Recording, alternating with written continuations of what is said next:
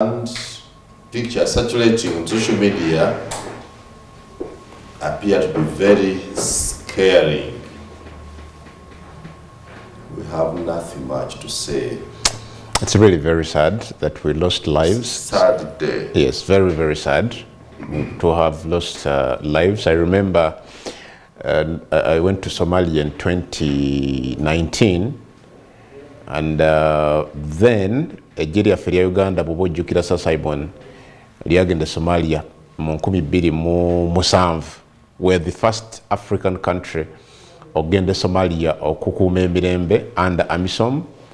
So we made some good progresses to the extent that we attracted other countries.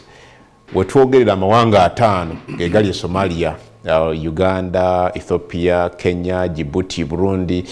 We are trying to, return peace in that country. Mumutima ogwabose Uganda, but also n'okutebenkeza emirirwano, because the threat eri ku mulirwano toba sure nti tejja kutuuka wano. I think we've made some good progress until we got this unfortunate incident. Eyagala okufaananako neyaliwo mu 2017 wetwafiira ndooza abasirikale bali 12 then. But this time around, unfortunately, we don't know how many people we lost, how many soldiers we lost. Al-Shabaab claims they killed over 130. Al-Shabaab claims they killed more than 100 Ugandan soldiers. The army here in Uganda and the African Union Transition Mission in Somalia, they are silent about the numbers, and for very known reasons. So it's sad that we lost these people. It's a sad story. I got videos. I've been looking at videos. And photos recorded by Al-Shabaab. Recorded by Al-Shabaab. They're really scary. First, I had never gotten a feel of what happens in the battlefield. Because I've not been fortunate to get there. But what I saw is... You see, kibinti kijidde mu kaseera ng'ejje lyaffe liteekateeka okuva e Somalia basigaza omwaka gumu tusuubira African Union that's why they call yava mu kugiyita AMISOM netuuka mu transition African Union Transition Mission babadde balina kuvaayo mu 2024, that's next year. Kibi nnyo nti ate kiriwo mu kaseera nga tuli mu kukonkludinga. What is happening now, amagye ga African Union gali mu kutraininga n'okuhandinga over to actually babadde bali mu kubuildinga capacity y'ejje lya ggwanga lya Somalia. So but training is a huge number of Somali soldiers, and now capacity bagizimbye ekimala. So mwaka ogujja tuba tusuubira nti eggwanga lya Uganda n'amawanga amalala galina amagye mu Somalia gajja kuba gakwasa obuvunaanyizibwa fule eri eggwanga lya Somalia. So kibi nnyo nti kijidde mu kaseera nga tuli mu kuconcludinga our mission in that country. Could it be that we stayed there a bit too long? No. Could it be that we misbehaved somehow and annoyed our hosts? No. And I will say no because I know. I've been there. I remember in 2019, I interviewed some of the local leaders and some people in that country, and that was the time talk handing over okukuuma okulwanyisa Al-Shabaab okudda mu bannansi abakulembeze b'abantu local leaders n'abantu bennyini abakyala n'abasajja be twayogeranga nabo bina interviewing, they were actually begging, pleading with UPDF not to leave Somalia. So bannansi bennyini balabanga UPDF ne AMISOM oba n'ejje erya African Union be basobola okubakuuma against abatujju Al-Shabaab, because Al-Shabaab batujju. Kati boga nti tuyinza okubeera nga twanyizizza abaayo. Yes, bana abatujju baagala. Why are they fighting? Are the Al-Shabaab also Somalis? Yes, they are Somalis. So is it possible that we can love their country more than they do. But these are terrorists. You cannot say... Are you answering the question? Yes. These are terrorists linked to Al-Qaeda. Let's first agree. Yes. Can we love Somalia more than the Somalis? These are criminals. Are you giving me A criminal, taina mukwano. My brother. Are you answering the question? Yes, I am answering the question. I'm actually telling you, these are criminals. Because I've told you, we interacted with other Somalis. And they're saying, these people are bad people, they are killing us. Fellow Somalis are saying, bano batuta, UPDF temugenda. Otherwise, munagenda mugenda kutuwa mikono jabwe. And I have them on record. Local people crying out loud to UPDF not to leave Somalia. Calm down and answer my questions. As I see you have been there, because you have been in the battlefield, you're becoming emotional. No, I'm not. Yes, I see you speak like you are crying. Yes, but I'm simply saying, can we love Somalia more than the Somalis? It's a simple question. Meaning what? What does that question mean? The question is as plain as you hear it. Can we love, did we take ourselves there? Or the people of Somalia invited us there? These are the journalists who ask others questions. I'm simply asking you, can we, for you, foreign forces, love Somalia more how than did we go there? Somalis do? How did we go The there? answer is yes or no. No. How did we go there? Did we force ourselves on the people of Somalia? Or the people of Somalia pleaded and begged us to go there and save them? That answers your question. You know, the solution starts from my question. Until you answer that question, you cannot solve anything. That I can tell you. You can do whatever you do, even when AMBISOM transits and you leave the Somalis to guard themselves, or the Somali army you have left, the Al-Shabaab will still cause mayhem there. You may even have justification now and reason not to leave. Do you know why Al-Shabaab is fighting? I do not know. You do not know. What do they say? They are fighting, they claim they want their country to be governed under Sharia law. What's wrong with that if they're the owners? You have just said here in Uganda that the people of Uganda shall be governed according to their own will and aspirations, as shall be exercised through their constitution. But is that the popular feeling of the people of Somalia? You know, my brother, we need to understand some of the things. I've studied conflict myself and had an opportunity to know what conflict is. If they want the Sharia law, then we must ask ourselves, why do they want it that way? No. You know, yes, let's go slow. Adam, let's go slow. You know, you also know that I'm a student of communication, and I know that in journalists framing whatever narratives they frame, there are dynamic forces behind them. You may not know why UPDF pays all the costs to take you to the battlefield to see what they are doing. You may not Actually, even know, I didn't go with UPDF, unfortunately. you may not even know why whoever took you allowed you to interview these citizens. No, but Sir Simon, unless we are missing certain facts on this, I've just told, because you're asking and you're insisting. I'm insisting on a permanent solution. Can I say something? In Somalia. Yes. A permanent solution. Mark my words. A permanent solution. Not a temporary one. Because now, the UPDF that has been there from 2007 up to now intends to leave. And certainly one day, they must leave. Which means their assistance, their peace created is temporary.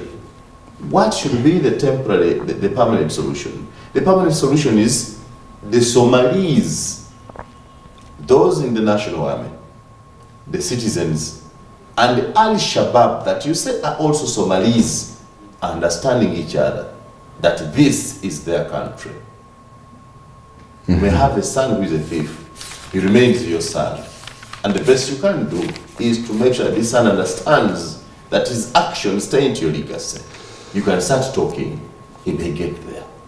So, the Al-Shabaab, who are saying they want a Sharia, their government to be governed under Sharia, must tell you, why do they think so? Because I want to agree in some instances that some of the free societies like ours that have been open and allowed everybody and every culture to come here are now grappling with issues of homosexuality, lesbianism and others. Perhaps they want an Islamic conservative law to save their culture and nation. And the UPDF can, and the other African forces can reach out to these people, to have dialogue, to know that this is their country, that they are killing their own kinsmen, Okay. they are killing their own people. Just to give you information. Their criminality affects them more than it affects anyone else. Because Uganda can live. For them, they have one country called home, called Somalia. Why must they destroy their own country? Just to give you some information, I don't know whether you're aware that Al-Shabaab is linked to Al-Qaeda, an international terrorist organization that has been fighting in Syria, that has been fighting in all those, Arab countries. What does Al-Qaeda want? The same. They want a world that is governed under Sharia law. How? Why do they want the Sharia law? Is there anything good about the Sharia law? It could be good. I mean, they could be having their own desires as an organization, as a group of people. Yes. But is it a popular? No, you don't impose your... No. You know why I'm insisting on you? You're a school of African studies, yes. You have written, you have shown interest in continental issues, you have been fighting for Ethiopia, freedom in Ethiopia, you have talked about Russia and the other countries, so I treat you not as an ordinary journalist here, but as an international journalist, well read. Is there anything good in the Sharia law? No, like I said, and I'm answering you very, very basically. I'm saying whatever goods that could be in what they're aspiring for, but is it the popular desire of the people of Somalia? How do you establish the popular desire without allowing the citizens themselves? But talks have been on. I just need to give information. By the time Uganda went to Somalia in 2007, the Americans had tried their level best. Before Uganda came in, almost everybody had failed. The country was, a second please, the country was a failed state until we allowed our forces to go and push these terrorists out of Mogadishu. My brother, how does a student of African studies tell me that the Americans were trying to stabilize Somalia? First, one of the things that this Al-Qaeda terrorists, whatever you're calling terrorists, hate is anything called America. Mm-hmm. And you know why?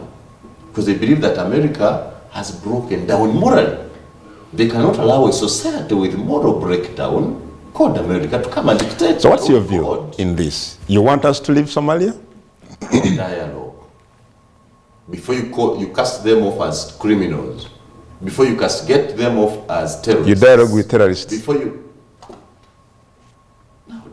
Now that is biased. You dialogue with terrorists.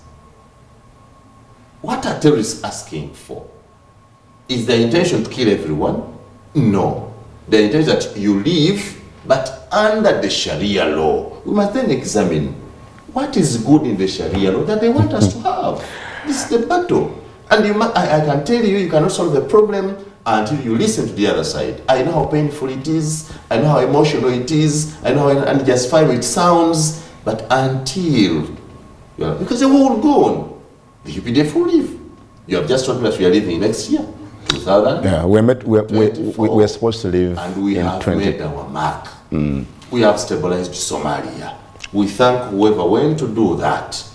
One thing we have not done, we have not allowed dialogue with the other people, because the terrorists I wish own this country called Somalia. It's their country. We are foreigners. Whichever way we do, however best we dance, Modiro, it is their country. They love it more than we do. Why do they want their country governed under the Sharia law? In Saudi Arabia, you see, where the Sharia law is conservative, there is actually 0 HIV prevalence rates. Do you know that? Why? They do not compromise on the Sharia law. The relationship between men and women. They are conservative culture.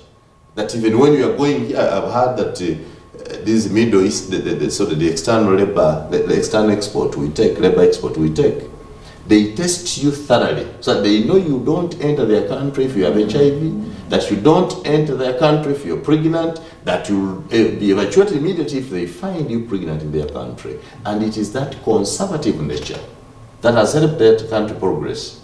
That Saudi Arabia is a rich country, that they're actually looking for who to work for them because they are too rich to work, which means there is need for African nations. There is need for the African Union, for the other partners, for Mr. Museveni to lead dialogue, reach out to the other people and ask them if they want Sharia law to govern Somalia, then let them convince their fellows, their brothers and sisters in Somalia on how the Sharia law is. If they accept that the Sharia law is good, just like Uganda is accepted to be governed under the constitution, then they should make a constitution stating so. If you say that, then I know you were fair student of Africa. You are Pan-Africanist. Let's continue with what's happening in the newspapers. Daily Monitor. Daily Monitor. That's what I have in the Daily Monitor. Kale, tugende mu New Vision afulumye leero. This is what you see. This is what is on the front page of the New Vision. New Vision bwati bwafaananye aga nti Al-Shabaab, Museveni speaks out on the attack. President Yoweri Museveni yavudde n'ayogera ku bulumbaganyi bwa Al-Shabaab eri enkambi eya AMISOM, particularly UPDF mu Somalia. Nalabye General Kayanja Muhanga nga yaweereddwa eddimu lyogenda okola assessment eyekyabaddewo, and as we speak General Kayanja Muhanga, who commands the country's land forces, is already in Mogadishu okwongera okwassessing embeera nga bwe yabadde kakati. Yes, he left I think on Saturday or Sunday. He's already in Mogadishu.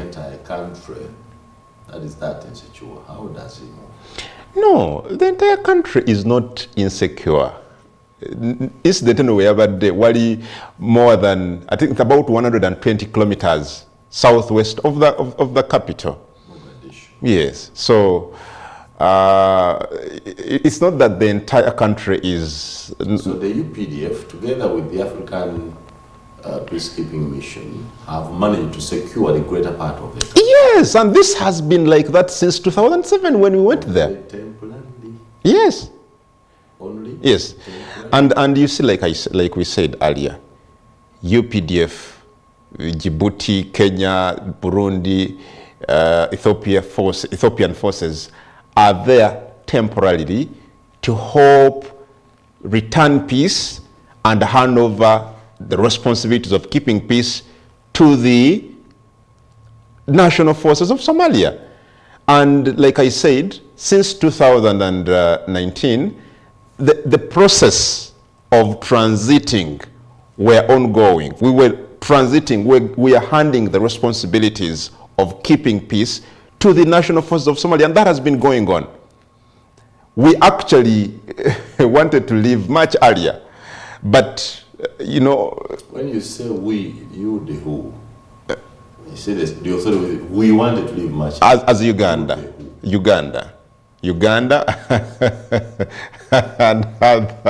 and other troop contributing countries to Baba TV. Bweteyogera wano mugafulumidde mu New Vision olunaku olwaleero bakugamba 1,640 senior police officers promoted. Muyoge yoge. A lot of news, my brother. Come again? You don't need a lot of news. This was enough news. tugende mbukedde kale tuwe ku page emu tuwumulemu page eyokusatu sanyu tugende mu kuwumulamu. We condemn the attacks, commiserate with our brothers and sisters who have lost their loved ones. Tugendeko mu ssanyu omuko gwa ssanyu gulimu ki?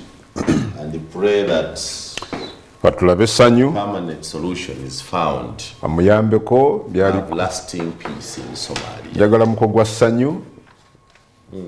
Simanyi lwaki omwana tayagala kunteeka. Wamma soko gende mu. Let's have a short. No. Let's look at this. Ssanyu. Omuko gwa ssanyu bwe guli.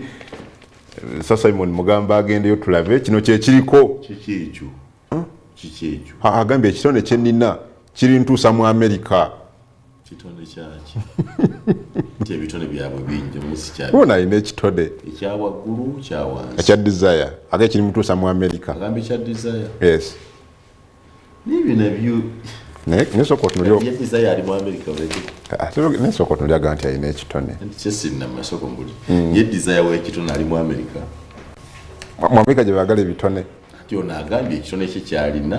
You know, these are the things I've been talking about. That somebody lives in Uganda and he feels that the best country, their dream nation to live in is America. This kind of stupidity, I don't want to discuss. That is wrong. Are you Tone? Are you envious of Hatitone?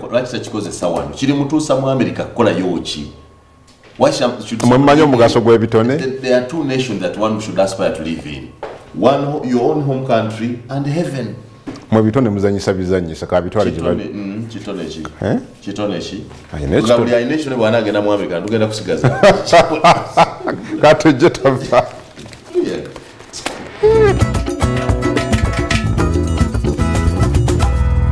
Game Popular n'emikutu muganga muka ku Baba TV.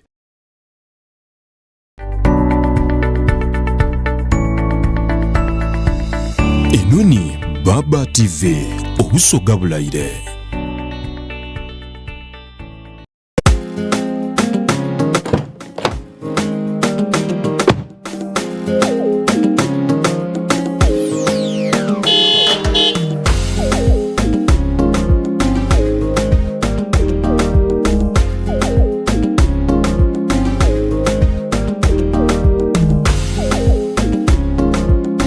Mom, my bag is missing.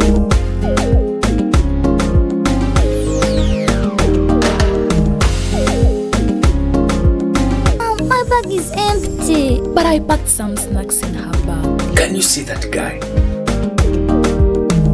Hey kid, I have more for you from Sam's. Sam's offers you a wide range of snacks. Sam's, test the difference.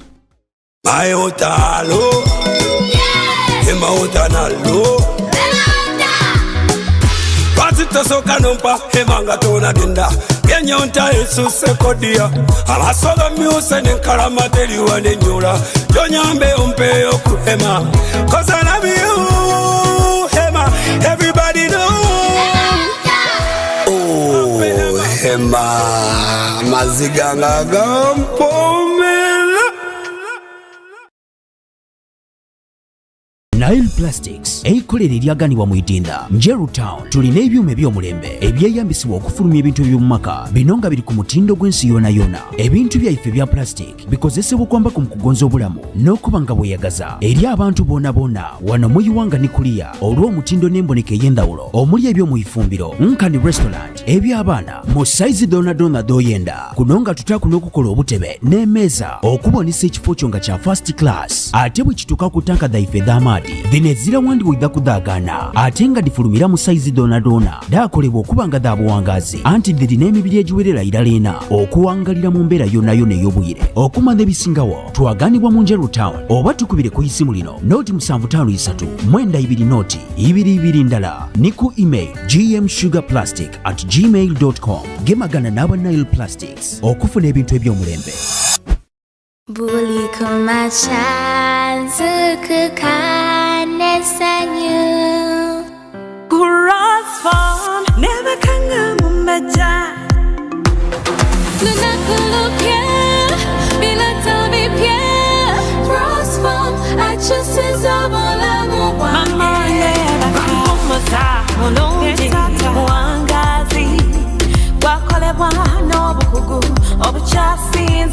twalinze mu family yaffe y'emifaliso gya Rose Form. Muno mwe muli buli kika ky'omufaliso kyonna kye wali owulidde. Rose Form, ensi y'ebirooto ebirungi.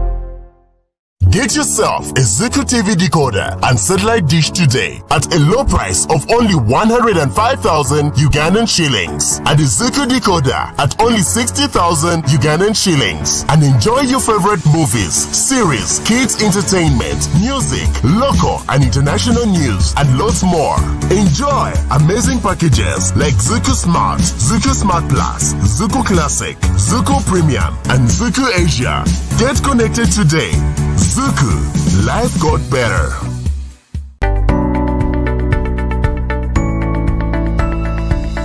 Enoni Baba TV, obusoga bulayire.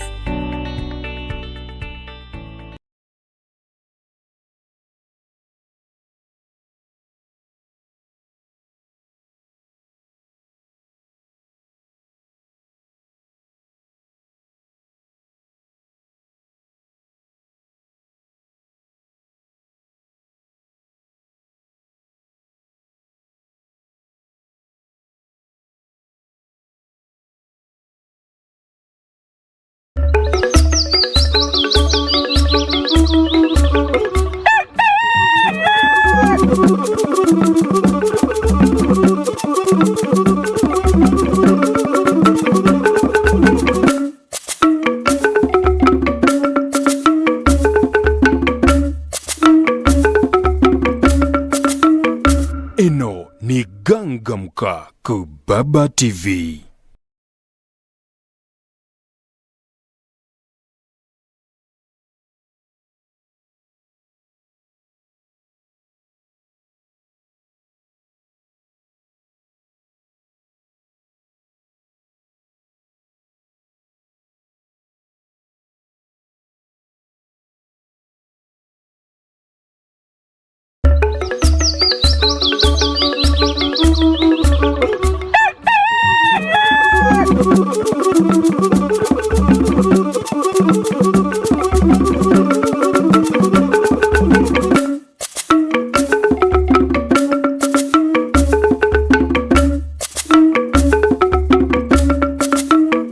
Eno ni Gangamka ku Baba TV. Right, oli ku Baba TV, program Gangamka mukaguli otyawe bali kutugobera tukajja maiso n'ebiri mu mpapula ed'amawulire ediwandiikibwa edifumulwala empapula ed'Olungereza, The Daily Monitor, tulufu bisemu mpola mu Amole Kamala, ebindi bingi batakusomero dakubibona Adam Kungwa byogere ku bingi ino ekikulu ekirimu n'enteekateeka na mugongo tulikogerera Bishop Egesa George Bogera Egesa akoba bali kusubira na mugongo ku site y'Abanglican abantu emitwalo ena n'awani bakulijjo n'abasuubira abantu kama n'olupapula lwa New Vision olw'Olungereza lona Adam Al-Mahdi Kungu alubiseemu kale ku lupapula n'Oluganda olwa Bukedde Lukobye Lutya. Bukedde alina amawulire agakulembeire n'ag'obwenzi bw'abakazi. Akoya ati Nalongo wa Samona ne mukama abakazi bajja tulemesa eggulu. Kale Nalongo wa Samona ayogedde bwe yazaala abaana abatali babba. Ate wali mu Kasonda Museveni avudde ku bya Al-Shabaab okuluba UPDF. Wansi wano Katikkiro alaze abali mu Amerika abaka byalagidde akole. Kale gulire ddene Nalongo wa Samona wabitegera juzi ti Nalongo ne Salongo bafuna okutakkaanya ne bayombamu awo bakebera agenda okwekebeza. Samona ne Nalongo balina abaana 10 balina okutuuka ku musaayi guno ogwandaga butonde nga bambi mugagga Samona abaana babiri ku 10 si babenga inako 8 nga n'omu yamuladde omusomesa ku university n'omulala bawadde emmotoka bawadde buli kimu nga nti nedda abaana bambi bo si babo. Kale Bukedde agambye nti Nalongo ayogedde we yazaala abaana abatali babba. Kati sitegeera bintu bino. DNA yakoze etya? Ebintu bya DNA ebino mubiyitirize ebitya n'obitya. Nkyokebeza abaana naye ndowooza otyaki kadini ekagenda nekadira omwana oyagala ennyo nekamuwandula nti wa neighbor. You know, nakola ko argument nawe wano some time back nga nti kyali badde kyabuvunaanyizibwa buli musajja yenna gyali okutwala gwayita omwana we kondaga butonde, especially ng'akyali muto bakamuzaala mu mwaka gw'emyaka 2 mutwale omukebeze kikuyambeko obutejjusa eyo mu maaso. You know, we are dealing with human beings. I've had arguments of trust. Ti nkwesiga nnyo. Yes, trust esobola okubeerawo, and that is one of the key things mu bufumbo obwo bw'abantu bonna abaagalana. But for purposes of removing doubts, kyali badde kyabuvunaanyizibwa omwana ogenda omukebezi kakasa obawo. We have seen examples. Oli abadde ne mukyalo ebbanga lyonna bazaala abaana baabwe babakuza myaka 10-15, oli najja okuclaiminga omwana we with all the investment gy'otadde mu mwana, with all the love you've given this person as your child, and from all of a sudden someone comes and says njagala mwana wange. I know for a fact I have a friend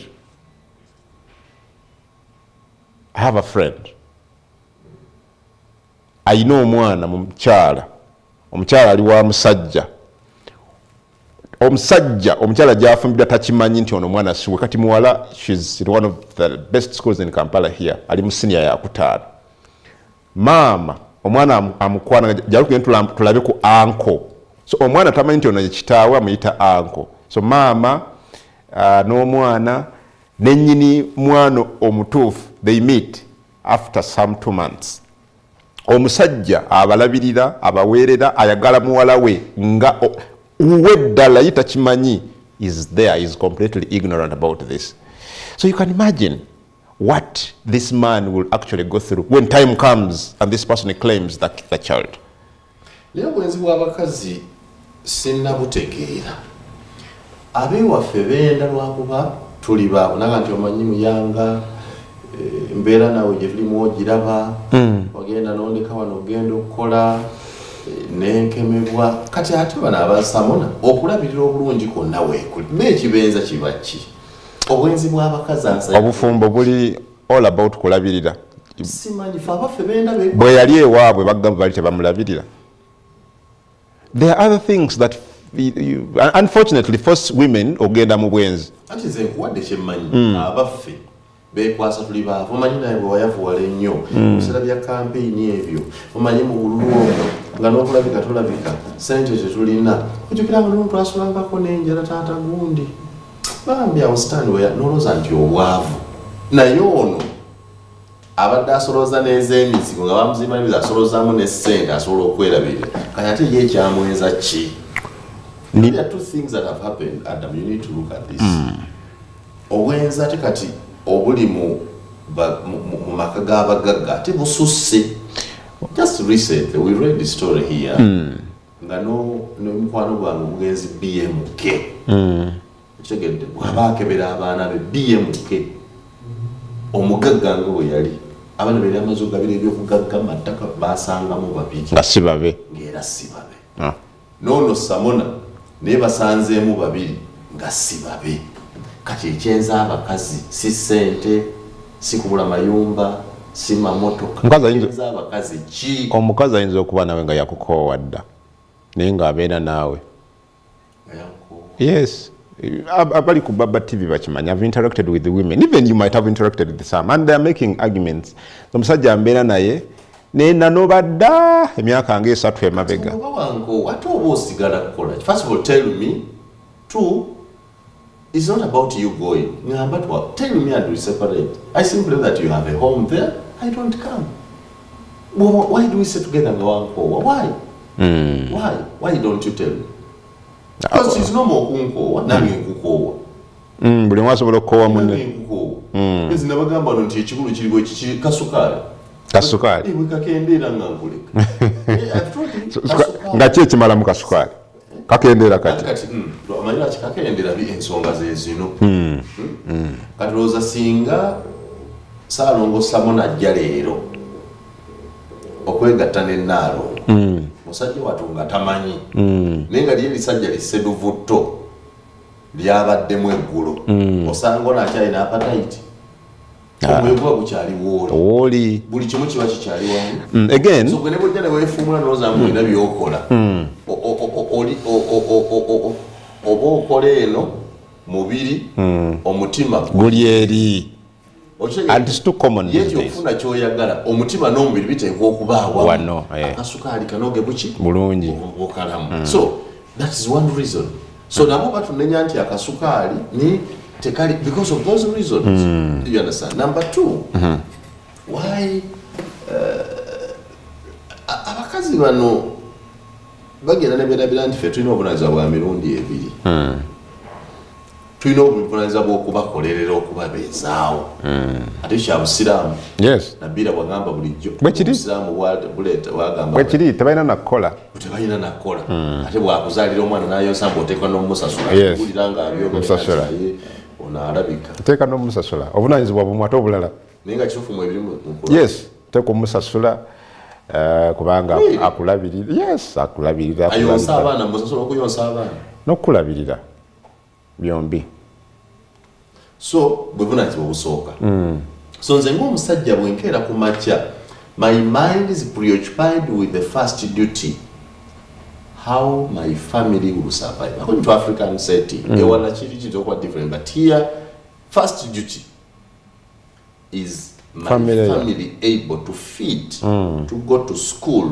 to eat to yaka to water to security one wakasasiro jukira fefa asabase era that's duty number 1 duty number 2 is to deal with them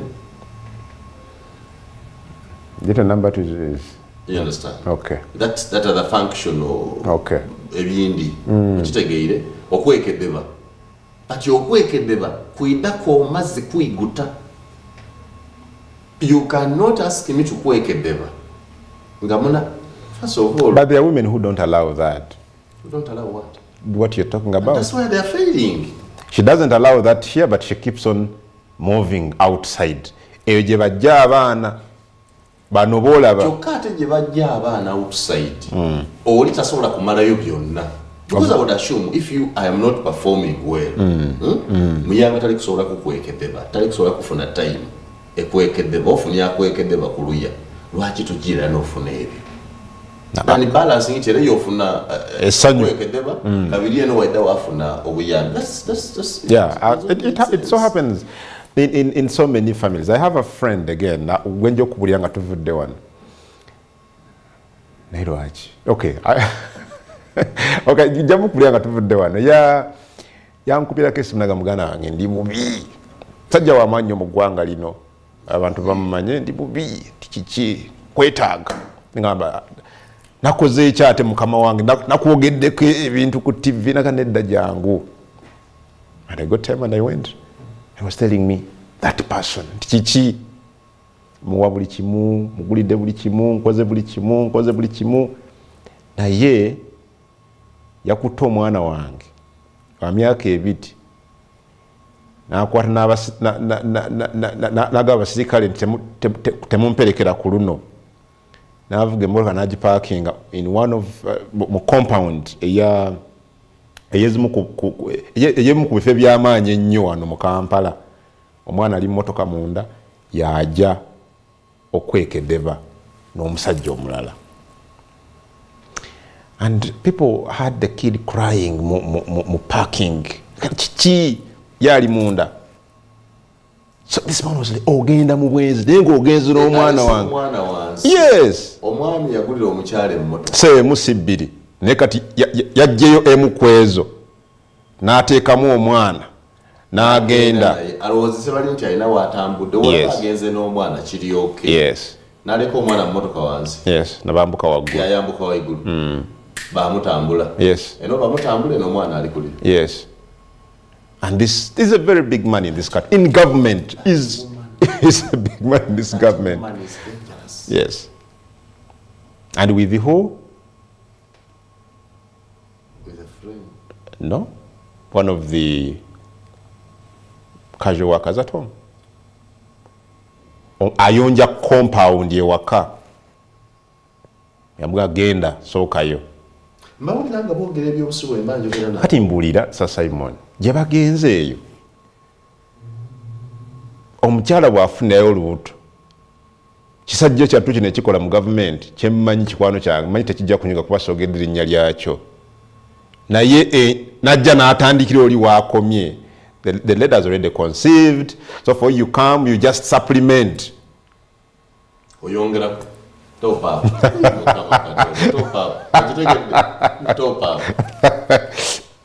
So that's the conundrum we are faced with. It's very tricky. It's extremely hard to understand. Obuuziza abakyala baagala ki? Ono musajja munene nnyo mu government. Bagenda ne bagamba obabuuza. Gwogera lowooza mulogo ondabirira. Nakyo kiri ebyo byondabirira n'ogamba okay. N'afuna kirina. Omulimu bwe guba gwa kiri ekyagala okulya. Then tukuleke gwe kiri enze bino tonsabe. Kabanga ono ki ky'atalina gw'obadde oyogerako? Kasamona yambyenze lwaki? Mukabye muke kyandi mwenzesezze bwe kyandibadde ki? Bwe kibanga ebintu bimatalinga. What really? You know, Era nkusaasira, I don't know whether you have ever done DNA. If you have never, you should do it. Lwakuba fiya gye nino ina abaana bo baagala nnyo ate waliwo gw'osinga okwagala ennyo gwo agenda nga balina engeri gye babiwandiika nebagamba tugera tuti awo naakufaanana yakumala yiyo omwana akufaananira ddala. Mwana akufaananira ddala ayinza obutabawo. Naye kimanyi nga abakyala bana naye ayinza okuba nawe nga tamanyi taata wa mwana mutuufu. Yes, omukyala yeebase n'abasajja banna mu bbanga lya wiiki emu anaategeera atya taata w'omwana. Omukyala mufumbo oba nga akyali bweru? Nawe oba mufumbo ate abafumbo tebenda. Abasajja bana mu wiiki emu nga mufumbo. Yes. Aba nalutula lwakikola kyolo. Oli eseeri balya nti babikola. One woman having a long list of men. So you sleep with 4 men in just a week. How will you tell that olubuto luno ende eno ya muyanga lwa muyanga? How will you know? Could it be nti eriyo kwa abakazi eyo abali eyo twena betwayendaku nga balina abaana baife babasiba basala? Very possible. Very possible. Katumulemu ngenda kubuulira. Very possible. Bali eyo. So liko oti mu bumpimpi gole kadieni emu baana oludde. Adamu You have some good number of children. 10. Even more than that. Sure. That I know. Those I have control 10 on TV, but I know they are more than that. How do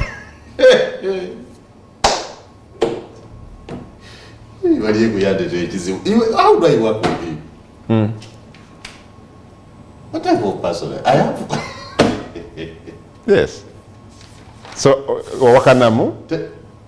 I have 10 on TV. Now, you don't take it that you forget what you tell me.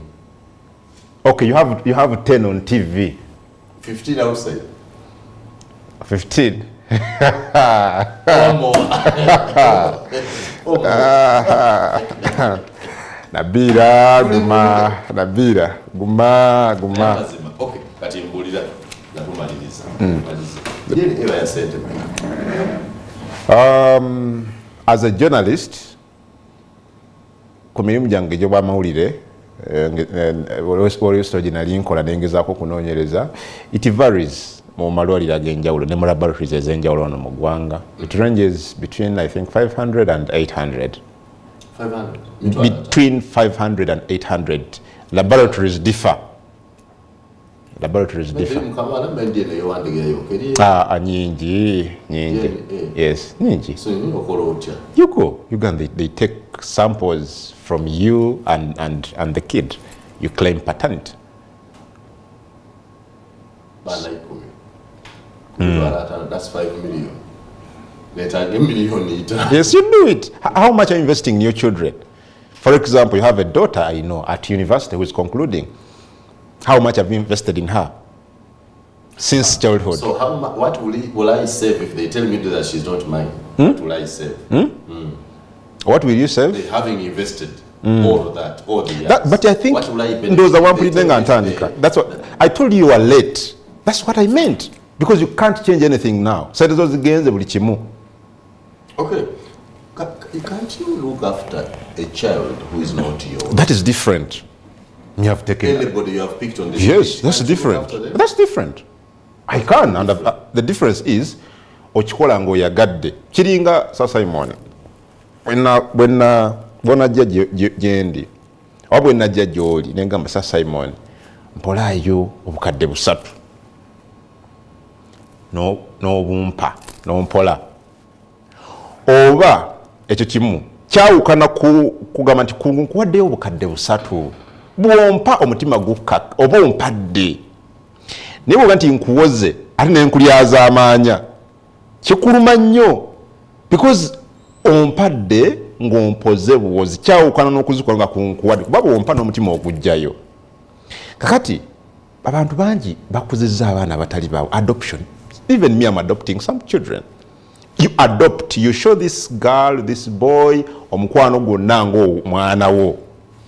Kyawukana n'okuba n'omwana ng'olowooza nti wuwo.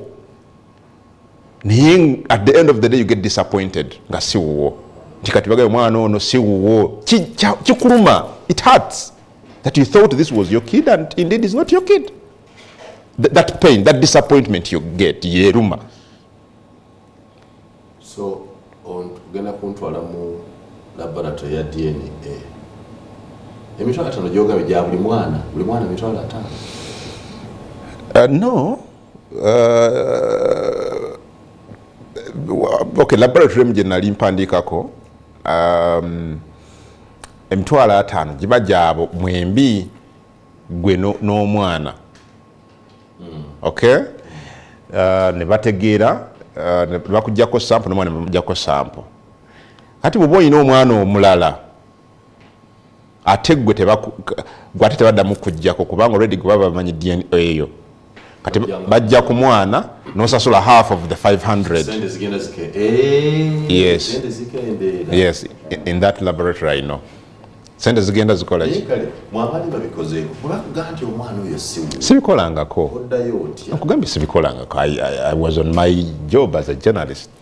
Nenga nti ulinanga bakugambye nti ono siwo. It hurts. It hurts. The other day walaba story ku mawulire omusajja nga akaaba kawalake abadde akaagala nnyo. Kasigadde kako. Myaka 11 esajja lize ligempa omwana wa. No. Esajja lize ligempa omwana wa. Abamusirutala bamulabiridde. Omusajja n'akwata omwana. Omwana ye oza musiru. Kati ngo wangu wendi basa concludinga. Ng'esajja lijja kati ligamba nti nze taatawo. All of those 23 years you have not been. Yo omwana taba na ngoma nti this one was an imbecile.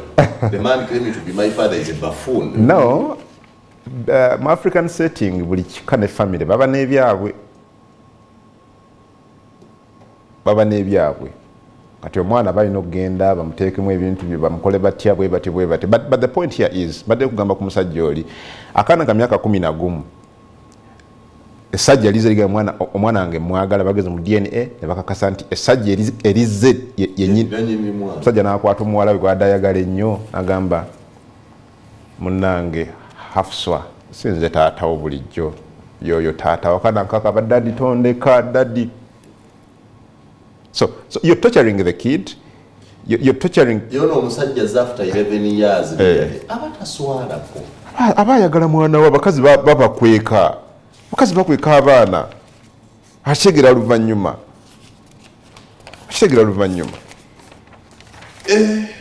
Kale. Katuwumulemu. Amawulire gano ge gatulese gasoma bwe gati Shafiki damola ga abantu. Kagamba ki? Kazi nga balage.